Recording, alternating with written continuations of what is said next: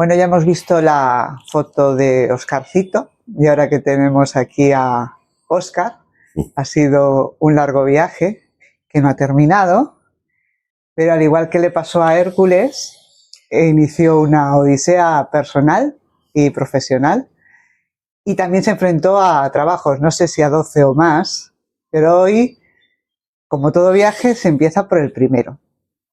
Entonces vamos a iniciar por ese primer gran cambio y primer viaje dentro del viaje vital.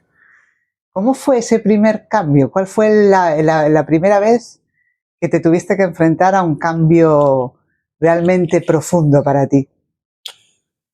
Hola, buen día. Mirá, no fue para mí muy traumático porque tenía solamente 5 años. Yo nací en Buenos Aires, en Argentina, y vengo de una familia humilde, ¿no? De padres, o padre trabajador, mejor dicho, o padrastro, porque mi padre biológico había desaparecido. Y entonces luego mi madre, por una cuestión creo que de economía, voy a ser honesto, se unió a otra persona, no estaba divorciada porque no había, en aquella época, no había, no había divorcio en Argentina, pero se unió a otra persona que para mí fue mi papá, porque me crió y me dio todo lo que un padre le puede dar a un hijo, ¿no? De hecho, tengo un hermano menor y él siempre, para que no se notara esa diferencia de su hijo biológico a su hijo adoptivo, eh, siempre tenía atenciones para mí, ¿no? En Reyes, por ejemplo, me regalaba las cosas, las mejores, y para que no notara esa diferencia, ¿no? A pesar que estaba haciendo una diferencia conmigo y con su hijo. Contigo positiva, para ti. Sí, era positiva para mí, pero claro, la diferencia mi hermano la notaba luego, ¿no? A medida que fue creciendo. Y bueno, mi padre trabajaba en una empresa donde fabricaban periódicos, en una imprenta muy grande que se llamaba Fabril Argentina, algo así, era una empresa muy, muy grande. Y él era rotograbador. En esa época era un trabajo que se hacía sobre los cilindros, que imprimían los periódicos, las revistas, y él tenía un pulso espectacular, entonces con un pincelito retocaba los errores que tenían los cilindros. No había mucha gente que hacía ese trabajo y entonces de la Red Globo de Brasil lo contratan y bueno, y me voy con 5 años. Imagínate que 5 años para mí no fue nada traumático porque recién estaba empezando mi vida. Y así llegué a Río de Janeiro, a Brasil, un Río de Janeiro totalmente diferente, desconocido al día de hoy, ¿no? Un Río de Janeiro donde se dormía con la puerta abierta, donde no había, bueno, había robos, pero bueno. No era como hoy. No, que va. Era, a lo mejor te robaban una cartera, pero era muy raro, era muy raro.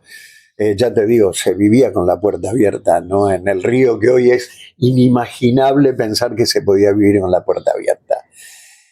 Y nada, así transcurrí mis pequeños años jugando en la playa. Tengo recuerdos muy bonitos, ¿no? A medida que fui creciendo. ¿Y cómo te adaptas? Porque llegas no solo a un nuevo país, llegas a un país que tiene una cultura muy diferente de la que tú vienes y aparte tiene un idioma muy diferente del que tú hablas. Claro. Entonces, aunque no fuera, tú dices que no es muy traumático, pero no deja de ser complicado para un niño pequeño que está en un momento de conocimiento, de hacer amigos. Sí. Enfrentarse a eso, ¿no? Es más murallas aún encima que subir. Sí, lo que pasa es que, fíjate, los niños tienen una mente muy maleable, ¿no? Somos una esponja. Siempre digo, cuando somos pequeñitos todo lo que nos meten entra sin problemas, no, sobra espacio. Con 5 años, si bien hablaba castellano o español, es muy fácil adoptar otros idiomas, ¿no? De hecho, cuando se le enseña a los niños otros idiomas, es mucho más rápido el aprendizaje que una persona mayor que está más estructurada, tiene el cerebro, como digo yo, más duro, más rígido. Y no, mi adaptación fue buena. La cultura yo no notaba mucho porque en casa se comía la comida italiana. Mi madre del sur de Italia hacía comida italiana. Entonces tampoco noté mucho esa diferencia. Amigos, uno a esa edad sale a la calle y dice, ¿querés ser mi amigo? ¿No? Y le pregunta. Claro, ya eres amigo. Y ya eres amigo y ya está. Vuelves con 8 amigos. Claro, tengo un amigo nuevo, ¿no? Y así. Y luego, bueno, nos juntamos en la playa de Copacabana, que era el lugar de encuentro antes del colegio, y lo que recuerdo que había 2 grupos, ¿no? El que le gustaba el fútbol y el que le gustaba la pesca, ¿no? Estoy hablando ya a lo mejor de 10 años, 9 años, 10 años. A mí me gustaba pescar. Nunca pesqué demasiado, pero me gustaba ir a pescar. Y después estaba el otro grupo que le gustaba el fútbol. Cosa rara, ¿no? Una cosa extraña, que a mí no me gustara el fútbol habiendo nacido en Argentina y luego criándome en Brasil, un país bolero que no veas. Bueno, nunca me gustó, del día de hoy que no me gustó, y yo siempre digo, una vez conocí un estadio ya de grande, fue la única vez que conocí el estadio, el Maracaná, y no fue a ver un partido de fútbol, fui a ver un recital de Frank Sinatra. Ah, bueno, no hacía ningún campeonato. No, así que nunca fui a un partido de fútbol en un estadio, en una cancha, pero no me gustaba. El día de hoy que tampoco me atrae.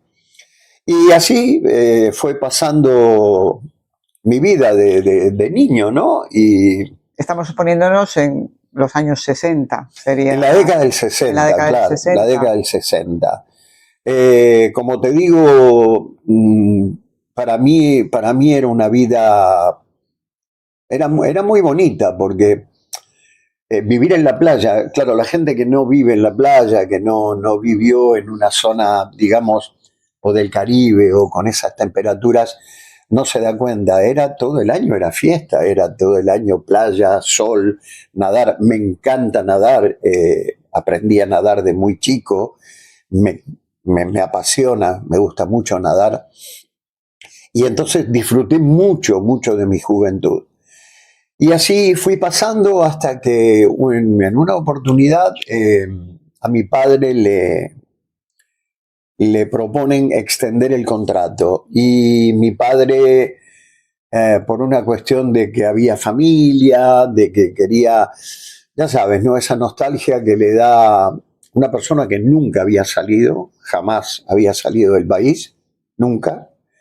Y entonces le da esa... De hecho, no habló nunca portugués. No, Nunca se involucró no, ni jamás, ni mi madre tampoco. se integró con ese... No, él cumplía su trabajo, él hacía lo suyo y iba para casa. No salían prácticamente, no se salía de casa. Entonces él tenía esa cosa dentro de su corazón de querer volver siempre. Cuando le piden renovar el contrato, yo para eso ya contaba con 18 años. A ver, nunca dejé de venir a Argentina. Yo todos los veranos y todos los inviernos, en las vacaciones, con la familia. veníamos con mi madre, veníamos para Argentina, para Mar del Plata. Tenía mucha familia en Mar del Plata, ya que eran inmigrantes italianos de parte de mi madre, que eran pescadores, tenían esas barcas pesqueras amarillitas tan famosas en Mar del Plata. Y siempre venía, entonces yo vivía entre las dos aguas, ¿no? O sea, siempre tenía un pie en un lado y un pie en el otro. Entonces nunca noté esa falta tan importante. Pero cuando le piden renovar el contrato a mi padre, él dice que no. Y nos volvemos para Argentina. Ahí sí empieza algún tipo de problema para mí, porque claro, me faltaban cosas del colegio, me faltaba historia, me faltaba castellano, entonces ahí empezó el problema porque tuve que preparar esa parte para poder dar las equivalencias, ¿no? Que me faltaban. Pero antes de eso, cuando uno se va tan pequeñito y después vuelve, al final desarrollas tener ese sentimiento de pertenencia a algún lugar, ¿o te pasa al contrario? Claro, yo creo que es al contrario. Creo que ese fue ese periodo de mi vida fue lo que marcó de que no tuviera un lugar, de que no me arraigo, no tengo. Una vez me preguntó alguien ya de más grande, me dice, ¿cuándo vas a echar raíces? Porque claro, viajé tanto que en este ciclo de vídeos lo voy a contar toda mi historia, que no es poco. Y alguien me dijo, ¿cuándo vas a echar raíces? Y yo le contesté, cuando me convierta en árbol. Claro. No, porque... Profundas. Sí, no lo sé. Si Dios nos dio piernas, creo que son para movernos y no para estar estancados en un lugar. Pero es una percepción muy mía, muy particular. Y claro, ahí empezó, como te digo, una vida diferente, no sin arraigos a ninguna parte.